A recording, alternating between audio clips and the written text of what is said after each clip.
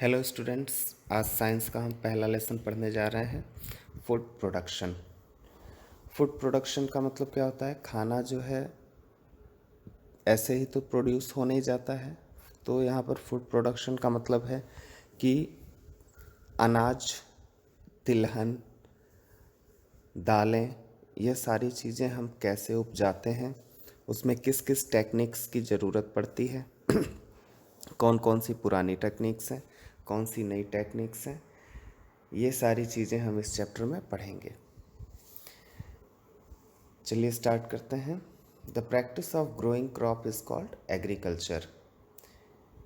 यहाँ पर एग्रीकल्चर का मतलब है कि क्रॉप्स के ग्रो करने की जो प्रैक्टिस होती है उसको हम एग्रीकल्चर कहते हैं। ये दो सबसे मिलकर बना होता है ager and culture. Ager means होता है फील्ड और कल्चर का मतलब होता है कल्टीवेशन।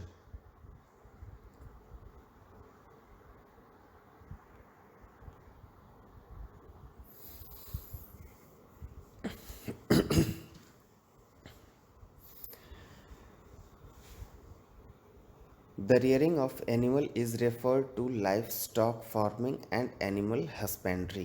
और इसी तरीके से जो हम गाय और भी जो जानवर हम रखते हैं जिनसे हमें दूध या और भी खाने पीने की चीज़ें जो हमें मिलती हैं उनको हम एनिमल हस्बेंड्री कहते हैं। आते हैं हम आगे। Growing crops. अब क्रॉप्स को कैसे ग्रो किया जाता है इसके बारे में हम जानेंगे। Plants grown on large scale are called crops. Crops कहते किसे हैं? जब हम प्लांट्स को बड़ी मात्रा में उगाते हैं तो उसे हम क्रॉप्स कहते हैं। और इसी के प्रोडक्शन को हम और जो जिस जिस प्रोडक्शन से हमें भोजन मिलता है उसे हम फूड क्रॉप्स कहते हैं। जैसे बहुत सारी चीज़ें हम उगाते हैं उनसे हमें फूड्स नहीं मिलते हैं, जैसे कपास। कपास को जो है अगर हम उगाते हैं तो हम उससे भोजन नहीं कर सकते हैं। लेकिन अगर हम गेहूँ, चावल, पल्सेस, ये सारी चीज़ें अगर हम उगाते हैं तो ये क्या है, किस चीज़ में आएगा? फूड क्रॉप्स में आएगा। आगे चलते हैं। इसी तरीके से जो अभी मैंने बताया कपास, कॉटन, तो इनको हम क्या कहते हैं? कैश क्रॉप कहते हैं। जिन क्रॉप से हमें खाने की चीज़ें मिलती हैं उनको हम फूड क्रॉप्स कहते हैं। और जो कॉमर्शियल यूज़ में चीज़ें आती हैं उनको हम कैश क्रॉप्स कहते हैं। फॉर एग्ज़ाम्पल देखिए यहाँ पर दिया हुआ है, rubber, coffee, spices are grown on plantation, so are often they are known as plantation crops. और उसी तरीके से रबर है, कॉफ़ी है, मसाले हैं, यह सारी चीज़ें भी प्लांटेशन के थ्रू ही होती हैं, इसलिए इसे हम प्लांटेशन क्रॉप्स कहते हैं। Tea, on the other hand, grown in the garden, while fruits are grown in orchards. T, जो चाय हम पीते हैं वो गार्डन्स में उगाए जाते हैं, और जो फल हम खाते हैं इनको जो है बागीचे में उगाया जाता है। तो जो चीज़ें जो है गार्डन और बागीचों में जो है उगाए जाते हैं, जैसे सब्जियां हैं, फल हैं, फूल हैं, ठीक है, तो इनको हम क्या कहते हैं? हॉर्टिकल्चर कहते हैं। हॉर्टिज मतलब होता है गार्डन। तो टी हुआ, फ्रूट्स हुआ, वेजिटेबल हुआ, फ्लावर्स हुआ, ठीक है, ऑर्नामेंटल प्लांट्स हुए। ऑर्नामेंटल प्लांट मतलब जो ऑर्नामेंट में यूज़ होते हैं, ठीक है, जैसे इससे क्या बोलते हैं हम, मेंथॉल। मेंथॉल की जो खेती होती है वो ऑर्नामेंटल प्लांट्स में आता है, इसको आप नोट कर सकते हैं कहीं। इंडिया में जो हम फूड क्रॉप्स की जो खेती करते हैं वो सीज़न के हिसाब से होता है।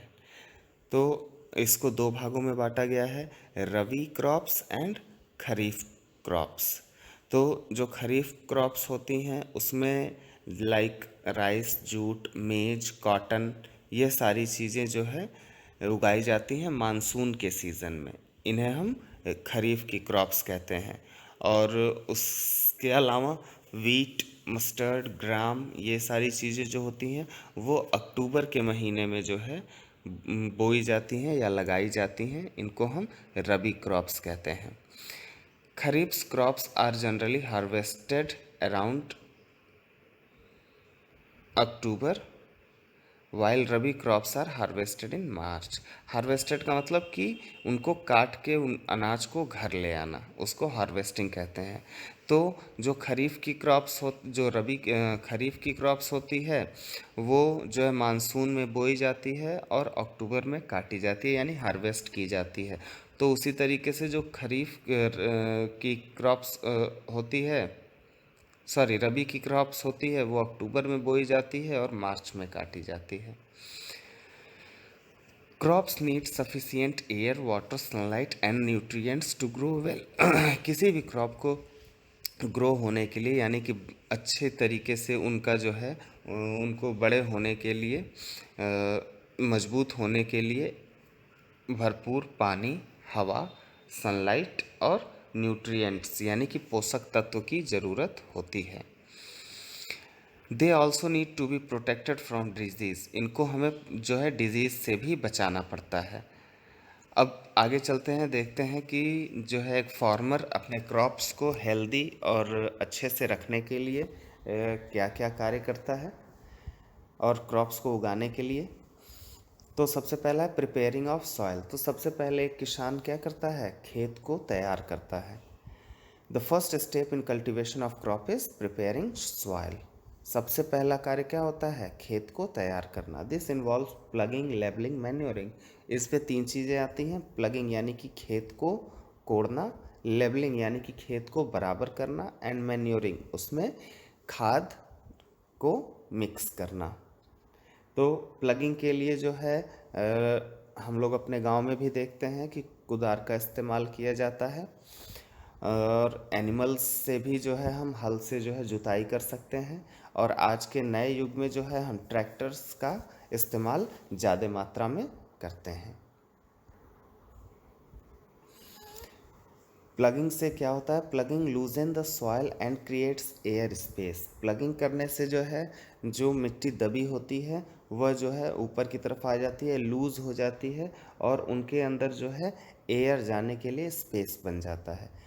This also helps soil to retain moisture, और इससे जो है सॉइल्स का जो है मॉइस्चर भी रिटेन किया जा सकता है, यानी कि दोबारा जो है उसे मॉइस्चर दिया जा सकता है। जो नीचे के मॉइस्चर्स होते हैं वो निकल करके बाहर की तरफ आते हैं।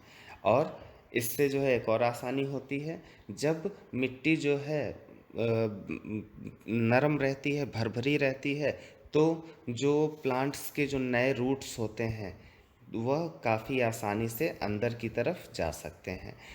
जो माइक्रो ऑर्गेनिज़म जो है काफ़ी दिनों से नीचे की तरफ जो है मिट्टी की नीचे की सतहों में दब गए होते हैं, वह भी ऊपर की तरफ आ जाते हैं और जो है मिट्टी को और क्या करते हैं, फर्टाइल बनाते हैं। इसलिए प्लगिंग काफ़ी आवश्यक होता है। और उसमें जो है जब हम मैन्योर और फर्टिलाइज़र्स को मिलाते हैं तो उसे मिलाने में आसानी होती है। लेबलिंग क्या होता है, जब हम खेत की प्लगिंग करते हैं यानी कि जुताई करते हैं, तो उस समय जो है बड़े बड़े जो है मिट्टी के टुकड़े जिसको हम चंक्स कहते हैं वो बाहर आ जाते हैं। तो उन्हें हमें क्या करना पड़ता है, लेबलर लगा करके उन्हें फोड़ना पड़ता है, ठीक है, ब्रेक करना पड़ता है, ताकि कि हमें उसमें जो है फर्टिलाइज़र और सारी चीज़ें मिलाने में आसानी हो। और जब ये मिट्टी के बड़े बड़े चंक्स जो है टूट जाते हैं, तो इससे जो है वाटर भी काफ़ी अच्छे से जो है अंदर तक जा पाता है, और इससे सॉइल इरोजन भी जो है रोका जा सकता है। A leveller like plough can be driven by animal और ट्रैक्टर। और इस लेवलिंग के लिए जो है हम क्या कर सकते हैं, एनिमल और ट्रैक्टर दोनों का इस्तेमाल कर सकते हैं। और तीसरा क्या था, manuring. Some fertilizer and manure are added before sowing the seeds. और सीड्स को बोने से पहले हम जो है उसमें कुछ फर्टिलाइज़र्स और मैन्योर मिलाते हैं। और कभी कभी हम जो है सीड्स को बोने के बाद भी जो है मैन्योर और फर्टिलाइज़र का इस्तेमाल करते हैं। अब नेक्स्ट आते हैं सोइंग द सीड्स। अब हम सीड्स को कैसे जो है बोते हैं। The next step after preparing the soil, soil prepare करने के बाद नेक्स्ट स्टेप क्या होता है? बीज का बोना, sowing the seeds. Only clean, healthy and disease free seeds are selected. हमें ये ध्यान देना चाहिए कि जो बीज हम बोने जा रहे हैं वह जो है हेल्दी हो, क्लीन हो और डिजीज़ फ्री हो, यानी कि उसमें किसी भी तरह का कोई जो है पहले से कोई उस सीड्स में कोई बीमारी ना हो। Fungicides are spread over the seeds as an added precaution. कभी कभी जो है हम फंगीसाइड्स एक ऐसी दवा होती है जिससे फंगस नहीं लगता है, यानी कि वो सीड्स खराब करने वाले जो है जो भी कीटाणु या बैक्टीरिया होते हैं वो इन फंगीसाइड्स से मर जाते हैं। तो कभी कभी हम क्या करते हैं कि उस बीज पर हम फंगीसाइड भी स्प्रे करते हैं। सीड्स को जो है अच्छी गहराई तक जाना चाहिए और उनके बीच की दूरी भी जो है एक बराबर होनी चाहिए। अगर सीड्स को जो है बहुत गहराई तक हम ले जाते हैं तो वह जो है उसे बाहर आने में दिक्कत होती है और वह जो है या तो ख़राब हो जाता है या तो जो है पूर्ण रूप से जो है विकसित नहीं हो पाता है। और अगर उनको हम काफ़ी नज़दीक अगर हम बो देते हैं ऊपर, यानी कि नज़दीक का मतलब कि सरफेस की तरफ, गहराई में ना जाके बहुत ऊपर ही अगर हम उसे बो देते हैं तो चिड़ियों के द्वारा उसे खाने का डर रहता है। और जो उनके बीच की दूरी होती है वह इसलिए मेंटेन की जाती है ताकि कि उन्हें प्रॉपर जो है moisture, proper sunlight, proper nutrients proper मात्रा में मिल सकें। अब जो बीज हम हाथ से बोते हैं, फ्री हैंड जो हम फील्ड में जो है सीड्स को बोते हैं, उनको हम ब्रॉडकास्टिंग कहते हैं। और इस प्रोसेस के लिए हम जो है कभी कभी जो है सीड ड्रिल का भी इस्तेमाल करते हैं। सीड ड्रिल क्या होता है? सीड ड्रिल जो है ट्रैक्टर पे लगा हुआ एक मशीन, लगी हुई एक मशीन होती है जिसमें जो बॉक्सेस बने होते हैं। बॉक्स में हम क्या करते हैं, अपने सीड्स को डाल देते हैं और उसके नीचे एक फनल लगा होता है, कीप की तरह एक कीप की तरह स्ट्रक्चर एक बना होता है जिसके द्वारा जो है एक एक सीड प्रॉपर इंटरवल्स पर जो है ऑटोमेटिक लग जाते हैं। तो इसे हम सीड ड्रिल कहते हैं। आज नए युग में जो है ज़्यादातर जो है हम बीज को बोने के लिए सीड ड्रिल का इस्तेमाल करते हैं। इससे समय की भी बचत होती है और जो है प्रॉपर सीड्स प्रॉपर गहराई तक और उनके बीच की जो दूरी होती है वो भी प्रॉपर बनी रहती है। नेक्स्ट क्या होता है? ट्रांसप्लांटेशन। कुछ ऐसे पौधे होते हैं, कुछ ऐसे क्रॉप्स होते हैं जिनको ट्रांसप्लांटेशन की ज़रूरत पड़ती है। जैसे राइस को हम पहले जो है एक छोटे जो है जगह पर जो है लगाते हैं, फिर वहाँ से निकाल कर हम उसे अपने खेतों में दोबारा से जो है लगाते हैं, जिसे हम अपने गांव की भाषा में कह सकते हैं रोपाई। ठीक है, रोपाई करते हैं। इस प्रोसेस को हम क्या कहते हैं? ट्रांसप्लांटेशन, यानी कि प्लांट को एक जगह से निकाल करके दूसरे जगह लगाना। They are first grown in nurseries. इन्हें हम पहले नर्सरी, जैसा कि मैंने बताया कि छोटी जगहों पर हम इसे लगाते हैं।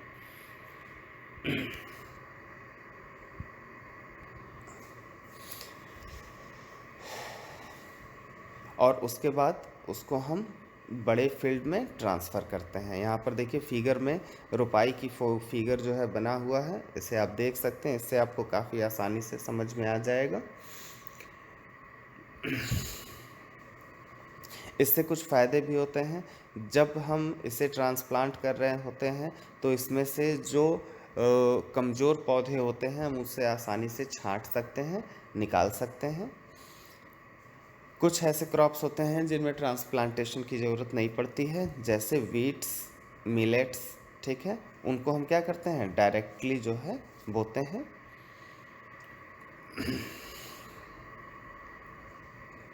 नेक्स्ट क्या होता है? Improving soil fertility.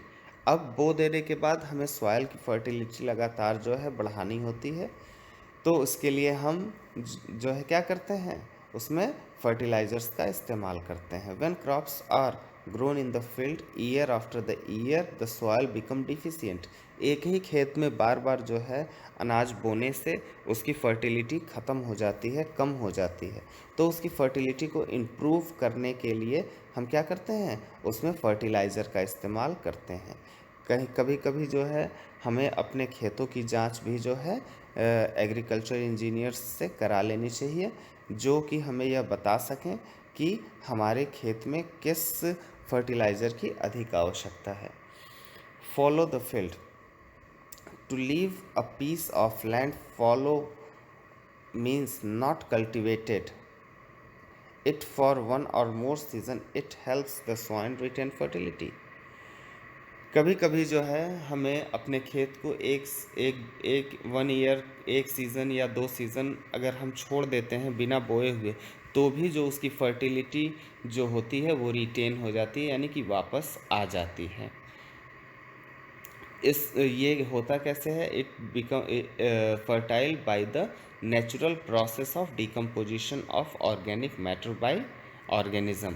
और ये जो है जो ऑर्गेनिजम्स होते हैं जैसे केचुआ, ठीक है, अर्थवॉर्म जिसको हम कहते हैं, और भी बहुत सारे छोटे ऑर्गेनिज्म होते हैं जो हमारी मिट्टी को क्या करते हैं, फर्टाइल बनाते हैं।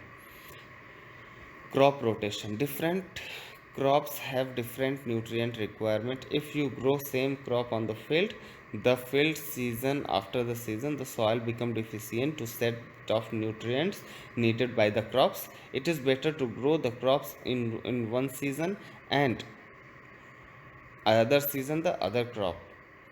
The practice of growing different crop in succession in the same field or the soil called the crop rotation। Crop rotation भी एक तरीका होता है फील्ड की फर्टिलिटी को जो है मेंटेन करने का। जब हम डिफरेंट डिफरेंट क्रॉप्स जो है फील्ड में सीज़न बाय सीज़न बोते हैं, तो हर क्रॉप को अलग अलग तरह के न्यूट्रिएंट्स की ज़रूरत होती है।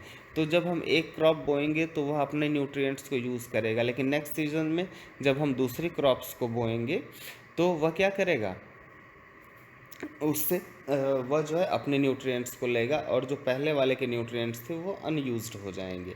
तो जो जो न्यूट्रिएंट्स अनयूज्ड हो जा रहे हैं वो फिर से रिटेन हो जाते हैं एक सीज़न में। तो इस तरीके से हम लगातार जो है चेंज करके क्रॉप अपने फील्ड की फर्टिलिटी बढ़ा सकते हैं। Nitrogen fixation. Pulses are grown in alternation with nutrient demanding crops because they improve soil fertility। Pulse जो है हम अल्टरनेट ईयर्स में जो है हम बो सकते हैं अपने खेतों में, जिससे जो है कि हमारे खेतों की फर्टिलिटी और बढ़ जाती है। The roots of such plants are leguminous plants from the cooperative association with the certain soil bacteria known as nitrogen fixing bacteria। The bacteria enter into the roots through the root hair and grown in and multiply in the roots। They convert atmospheric nitrogen into ammonia, which the plant uses make proteins। This process converting atmospheric nitrogen into the compounds that are useful for the plants। और ये जो plants होते हैं इनके roots जो है leguminous होते हैं। लिग्यूमिनस रूट्स क्या करते हैं, लिग्यूमिनस रूट्स जो है ज़मीन से जो है नाइट्रोजन लेते हैं, और जो है उनके रूट हेयर्स यानी कि ऊपर के जो रूट हेयर होते हैं वहाँ से ये नाइट्रोजन बाहर निकलता है और एटमॉस्फेयर से मिलकर के जो है अमोनिया बनाता है, और जिसको जो है ये प्लांट जो है क्या करते हैं, प्रोटीन के रूप में कन्वर्ट करते हैं। तो इस तरीके से अगर हमारे फील्ड में जो है नाइट्रोजन की मात्रा ज़्यादा हो जाती है और अगर हम उसमें पल्सेस बोते हैं तो वह उसके नाइट्रोजन को क्या करता है, यूज़ करता है, जिसको हम क्या कहते हैं, नाइट्रोजन फिक्सेशन कहते हैं। This process of converting atmospheric nitrogen into compound are useful for the plants is called nitrogen fixing. और इस तरीके से जो एटमॉस्फेयर का नाइट्रोजन होता है उसे जो है ये प्लांट यूज़ करते हैं, उसको नाइट्रोजन कंपाउंड बना करके, तो इसे हम क्या कहते हैं, नाइट्रोजन फिक्सिंग कहते हैं। और इसके रिटर्न में the bacteria gets sugar from the plant and moist the environment. और इसके बदले में जो है इन्वायरमेंट को जो है मॉइस्चर मिलता है। और जो बैक्टीरिया होते हैं उनको शुगर मिलता है। Such mutually beneficial association between the organism is called symbiosis. और इस तरीके से एक दूसरे के लिए बेनिफिट प्रदान करने वाले एसोसिएशन को हम क्या कहते हैं? सिम्बायोसिस कहते हैं। When a plant dies, the bacteria and the large part of nitrogen fixed by them is released into the soil। जब कोई प्लांट जो है मरता है तो वह अपने अंदर के जितने भी नाइट्रोजन होते हैं वो सॉइल में छोड़ देता है। दिस बेनिफिट अदर प्लांट, जिससे जो है नेक्स्ट ईयर बोए जाने वाले प्लांट्स को काफ़ी फ़ायदा होता है। तो इस तरीके से हम ल्यूग्यूमिनस क्रॉप्स को जो है बो सकते हैं सॉइल की फर्टिलिटी को बढ़ाने के लिए। यहाँ पर देखिए रूट नूडल्स आपको यहाँ पर दिखाए गए हैं। यहाँ पर जो गोल गोल जो छल्ले दिखाई दे रहे हैं उनको हम नूडल्स कहते हैं। और यहाँ पर आपको जो है नाइट्रोजन साइकिल जो है दिखाई गई है। इस नाइट्रोजन साइकिल को जो है आप अपने नोटबुक में बना लेंगे, ठीक है। और आगे के पार्ट को हम नेक्स्ट वीडियो में पढ़ेंगे। तब तक जो है इससे रिलेटेड जो क्वेश्चंस हैं आप उसको जो है करेंगे और इस फिगर को अपने टेक्स्ट बुक में बना लेंगे। वर्ड मीनिंग के बाद आप क्वेश्चन आंसर करेंगे और इस फिगर को बनाएंगे। Thank you. Be at home, be safe.